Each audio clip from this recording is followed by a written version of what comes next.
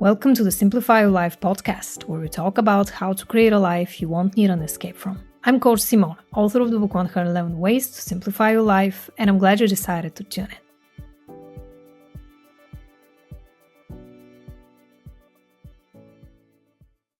In today's podcast episode, I'm going to share with you how I went from lazy to disciplined and the 8 things that you need to know if you want to build self-discipline. Now, before we get into my personal story, let's answer one very important question. What causes laziness? There's a variety of reasons why you might be feeling lazy, and you know better than anyone else what's keeping you from being disciplined. Here are some introspective questions you can ask yourself to find the root cause for feeling lazy. 1. Have I always been lazy, or is this something that I've been struggling in the past week or month? 2. When did I start feeling lazy and unmotivated? 3. Have I made significant changes in my lifestyle lately? 4. Has there been a rapid change in my working environment? 5. Am I taking good care of myself, or have I neglected my needs lately? 6. Have I experienced a loss of some kind? Now let's get into the 8 things that got me from lazy to disciplined, and I hope they help you do the same. Number 1 is becoming aware of the long-term consequences. I want you to think about something. What will laziness cost you? It may seem like a fun way to postpone something that you really don't want to do right now, but I want you to think about the long-term consequences of your choices. Let's fast forward 5 years from now. Where will you be in life if you're struggling to get motivated? And where will you be in life if you actually achieve your goals? How will you feel in both cases?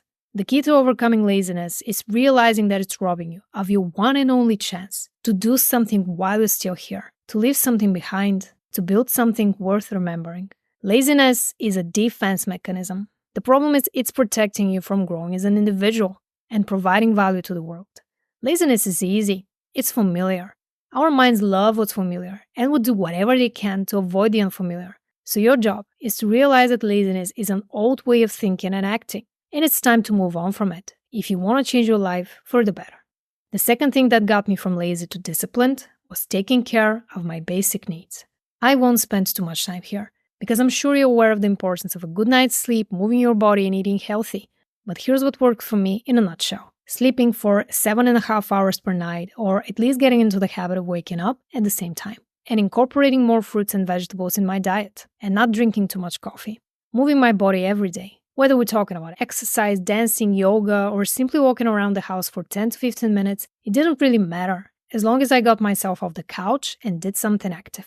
I have a video on how to take better care of yourself as a woman that you can find on my YouTube channel by visiting youtube.com/CoachSimone. The next thing I did that got me from lazy to disciplined was moving into action quickly. I'm going to share with you 3 techniques that will get you out of rut. The first one is the 5-second rule by Mel Robbins.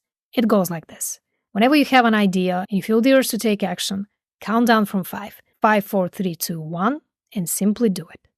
The next technique for moving into action is the 2-minute rule by David Allen. If something takes you less than 2 minutes to do, just do it immediately. No hassle, no overthinking.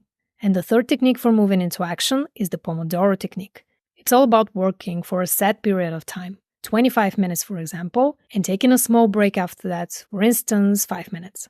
That helped me a lot when it comes to not overwhelming myself and focusing on one thing at a time. The next thing that helped me go from lazy to disciplined is reframing my mind.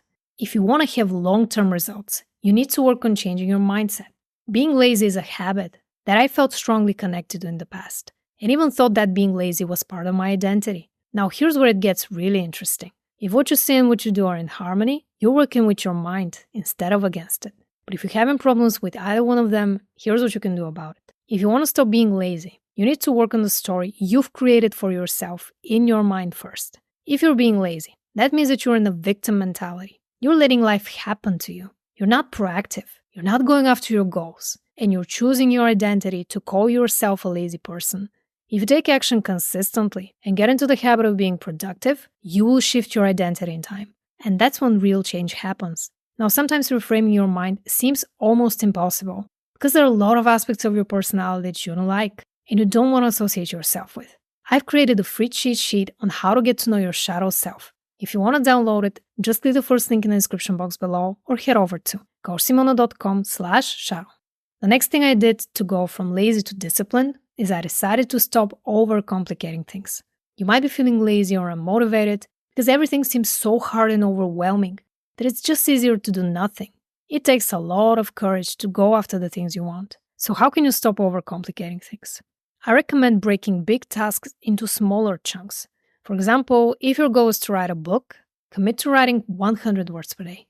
Another thing you can do to stop overcomplicating things is to stop having so many things on your plate and learn to ask for help. If you delegate a task to someone else, that doesn't make you lazy. It makes you efficient because you can spend that time and energy on something else that really moves the needle. You can hire qualified experts to help you out. And it doesn't have to cost you much. You just need to get out of the laziness limbo and delegate the tasks you're dreading to do yourself. The next thing I did to go from lazy to disciplined was rewarding myself. One of the best ways to stay motivated in time and actually get excited to take action consistently is to reward yourself every time you have a small win.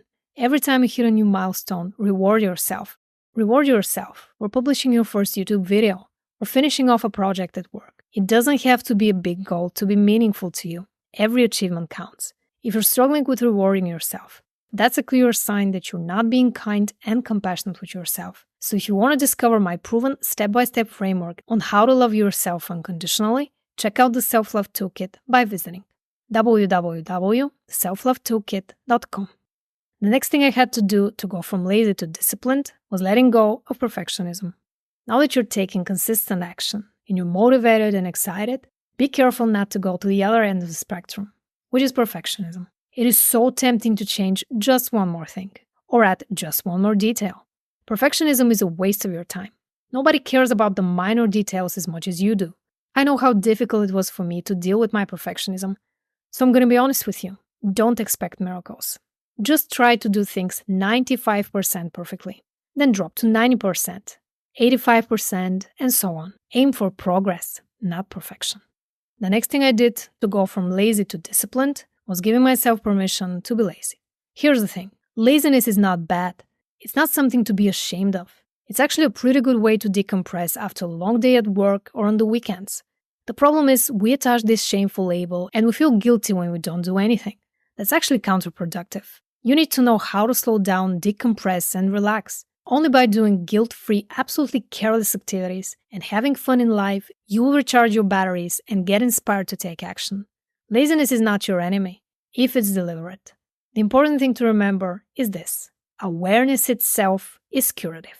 Know when you're being lazy, why you're being lazy, and you will know whether or not that is something you want to do at any given moment of your life. Thanks so much for tuning in. If you enjoyed this podcast episode, please like it, subscribe, and I'll see you in the next one.